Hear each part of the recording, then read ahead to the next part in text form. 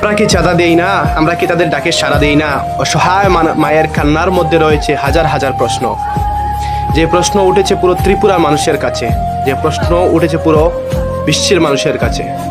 যে ফটিকরায় এক সময় ছিল হিন্দু মুসলমান সব গোষ্ঠী মিলে ভালোবাসার প্রতীকের স্থান, সেই স্থান এখন জ্বলে উঠেছে আগুনের ধোঁয়ায়। এটাই কি দেখার বাকি ছিল? হাজারো প্রশ্ন থেকে যায় এক অসহায় মায়ের কান্নার মধ্যে। আমরা কি চাঁদা কালেকশন দেই না? আমরা কি তাদের ডাকে যাই না? আমরা কি তাদের ডাকে সাড়া দিই না? যে অসহায় ভাবে ওই মহিলা কান্না করছিল।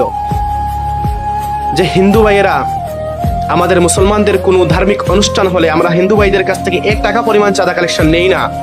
সেই হিন্দু ভাইয়েরা মুসলমানদের কাছ থেকে জোর জবরদস্তি করে লাখ লাখ টাকা চালে তার কালেকশনকে কেন্দ্র করেই দিনের পর দিন আমাদের সমাজটা চলে যাচ্ছে এক নিম্ন স্তরের মানুষের মধ্যে।